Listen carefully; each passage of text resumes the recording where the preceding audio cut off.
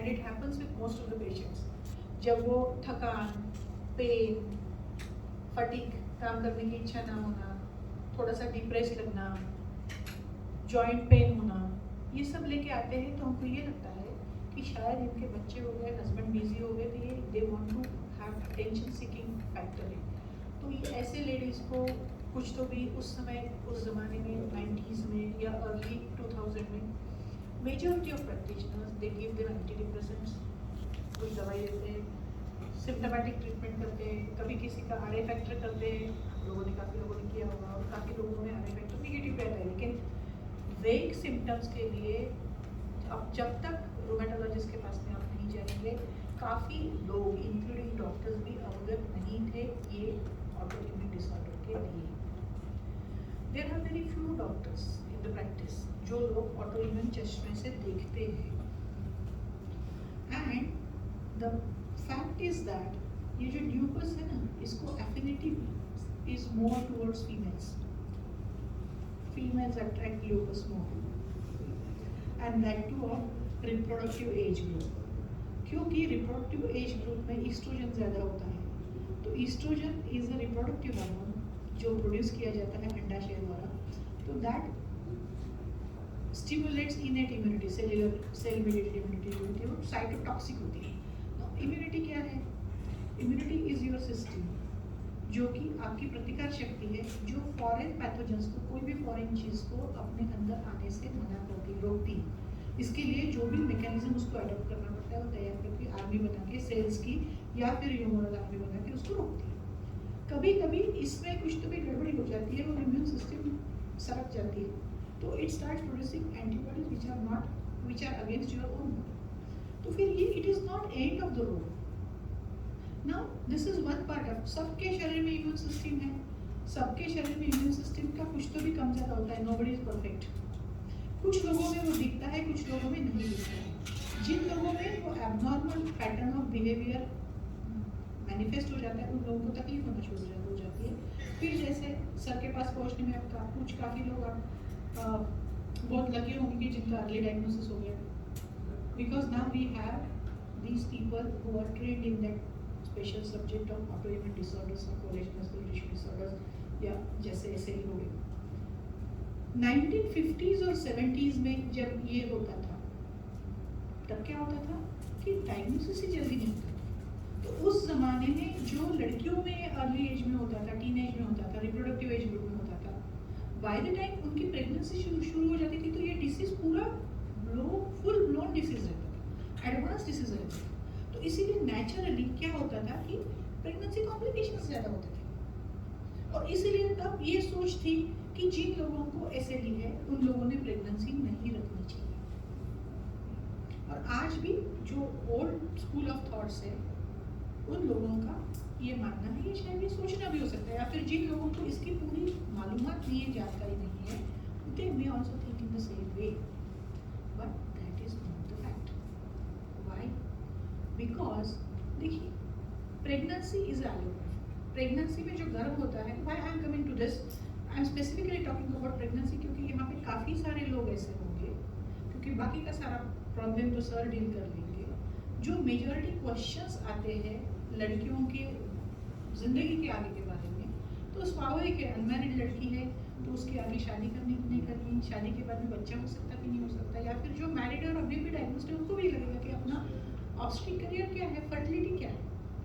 तो प्रेगनेंसी के बारे में आपको एक चीज़ समझना बहुत ज़रूरी है कि प्रेगनेंसी इज अगेन एलोग्राफ्ट, नया क्राफ्ट होता है, नई जान होती है एक लेडी के शरीर में।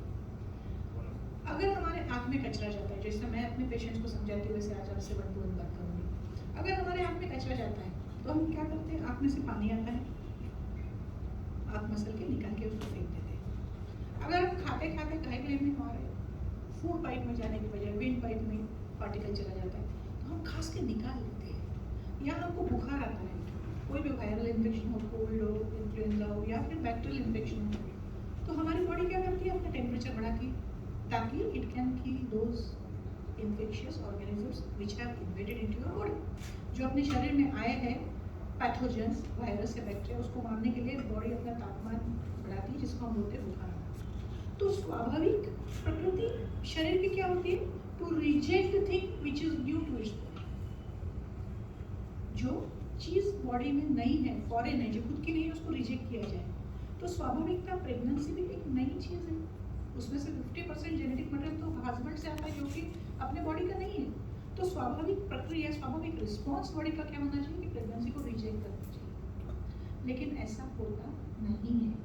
प्रेगनेंसी में कुछ इम्यूनोलॉजिकल चेंजेस होते हैं, जिसमें से एक सिस्टम को दबाया जाता है और एक सिस्टम को थोड़ा सा उठाया जाता है।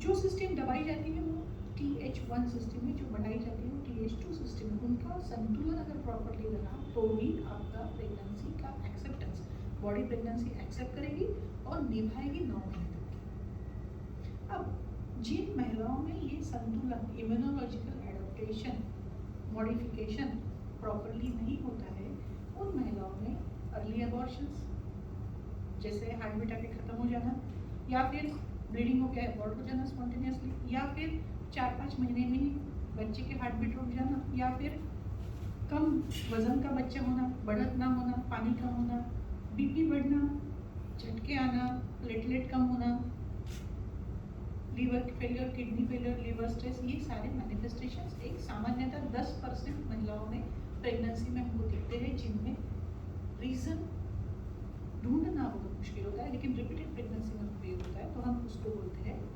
Bad obstetric history. और 50% ऑफ टाइम्स ये इम्यूनोलॉजिकल माल एडाप्टेशन की वजह से होता है, इम्प्रॉपर इम्यून रिस्पॉन्स की वजह से होता है। अब SLE में क्या होता है? SLE में पहले ही एंटीबॉडीज खुद के शरीर के ऊपर अगेंस्ट कुछ सिस्टम के अगेंस्ट तैयार हुई रहती है। अगर हमने उसको अच्छे तरीके से नहीं सप्रेस किया तो सामान्यतः 10% लोगों में ये जो दिखता है उससे ज़्यादा उनमें होगा।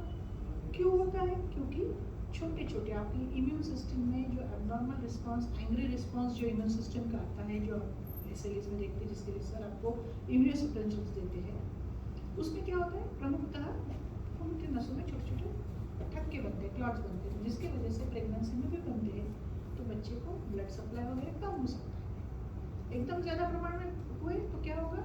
एबॉर्शन होगा, और बाद में थोड़े थोड़े हुए तो ग्रोथ रिटार्डेशन या IUD होगा।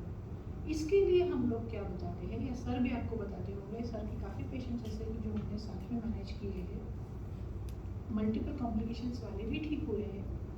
हम लोग क्या चाहते हैं कि भाई प्रेगनेंसी के बुक्स में दिया है 6 महीने पहले एग्जासर्बेशन नहीं चाहिए। यानी अगर आप प्रेगनेंसी लेना चाहते हैं तो प्रेगनेंसी के पूर्व आपका डिसीज रेमिशन में चाहिए, एक्टिव डिसीज नहीं चाहिए, कॉम्प्लिकेशंस नहीं चाहिए, और आपका न्यूनतम डोज पे आपने आना चाहिए। तो ये अगर आप सही प्रॉपर अर्ली ट्रीटमेंट, और अर्ली ट्रीटमेंट, अर्ली रिकग्निशन इसलिए इम्पोर्टेंट है क्योंकि बॉडी डैमेज परमानेंट होने के पहले अगर आप सर के पास में जाते हैं और प्रॉपरली रिस्पॉन्स मिलता है, प्रॉपर डोज से दवाई लेते हैं रेगुलरली, तो एक स्टेज ऐसी आती है कि आपका डोज मिनिमाइज हो जाता है। सर आपको बताते हैं कि भैया आज आप अभी प्रेगनेंसी ले सकते हैं, then he sends patients to me, we analyse.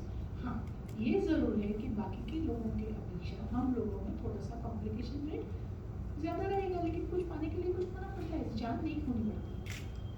ठीक है, तो हम लोग असेस करते हैं एंड वी एक्सपेक्ट। अभी मॉडर्न टेक्नोलॉजी में न्यूनेटोलॉजी डिपार्टमेंट इतना एडवांस हो गया है कि हम प्रीमैच्योर बेबीज़ को भी अच्छे से, बिना कोई क्षति के, बिना कोई कमी के निकाल के अच्छी ज़िंदगी, नॉर्मल बेबीज़ होते हैं आगे चल के।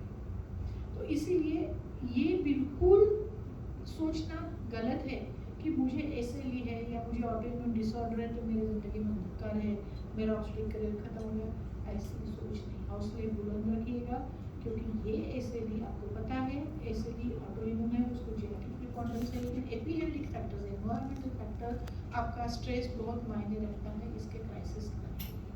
आप अगर पॉजिटिव एटीट्यूड रखेंगे, आप अगर प्रॉपर केयर लेंगे, प्रॉपर ट्रीटमेंट लेंगे, प्रॉपर फेल्योर लेंगे, प्रॉपर फॉलोअप लेंगे, और एक्सेप्ट करेंगे कि थोड़ा सा मुझे इन्वेस्टिगेशन ज़्यादा लगने वाले हैं, मुझे थोड़े से इंजेक्शन ज़्यादा लगेंगे, लेकिन yes I am going to have it. हिम्मत मर्दा खुद दे, मदद खुदा बोलते हैं, हिम्मत मर्दा नहीं बोलूँगी, मदद खुदा। जो हिम्मत रखेगा, हौसला रखेगा, जो पॉजिटिव एटीट्यूड के साथ सामने आएगा, उसको पक्का हैव एक सबके पेशेंट थी ऐसे लेके, she came to me in third trimester, 20,000 platelet लेके आई थी. We could pull on her pregnancy till 36 weeks. एक प्लेटलेट कॉन्सेंट्रेट लेके we did caesar when she came, she is not live baby. अब एक ऐसे भी है कि शॉगरिन्स डिसीज, रोला एंटीबॉडीज पॉजिटिव, ROSS में ये बोला जाता है कि कंजेनिटल हार्ट ब्लॉक होता है. हमने अर्ली डायग्नोज किया, we give her proper medicine, proper बिना कंजेनिटल हार्ट ब्लॉक के. देयर आर पेशेंट्स जिसमें इनके साथ में SLE के साथ में एंटीफॉस्फोलिपिड एंटीबॉडी सिंड्रोम भी बहुत कॉमन है. We have patients who had ITP SLE with APLA, जिसको 8 एबॉर्शंस हो गए थे. 90 बार वो मेरे पास आई थी, उसको सेंट्रल वेनस थ्रोम्बोसिस भी हुआ था. She was on warfarin. Pregnancy में वारफेरिन एंटीकोएगुलेंट नहीं दे सकते हैं. She was shifted to LMWH. Of course she had growth retardation, but subsequently we could pull on her pregnancy till 32-33 weeks. We had to do premature caesar, but baby is alive. After 8 losses, we have given her live baby, which is Helen Carty, now 4-5 years old. So nothing like that. होता है, everything is possible. बस आप hope मत छोड़िए. आपको pregnancy कर सकते नहीं कर सकते, he will tell you. At what time, he will tell you.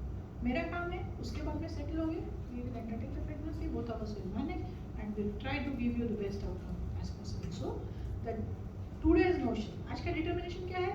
आप ही है, we are born different. Normal तो सभी लोग जीते हैं, हट के जीने में मजा है. हट के जियो, courage से जियो, and face it, accept it. जो चीज है उसको accept करके चलना है, deny करके नहीं चलना है. जो चीज है उसको accept करके आगे क्या. भगवान ने हमें हेल्दी बॉडी दी है. कितने लोग हैं जिनको आंखें नहीं होती, दुनिया नहीं देख सकते, कान से सुन नहीं सकते, तो क्या जीना छोड़ देते? हम तो देख भी सकते हैं, जी भी सकते हैं, सुन भी सकते हैं, सूंघ भी सकते हैं, सोच भी सकते हैं. Why not in positive way? Accept the fact, face it,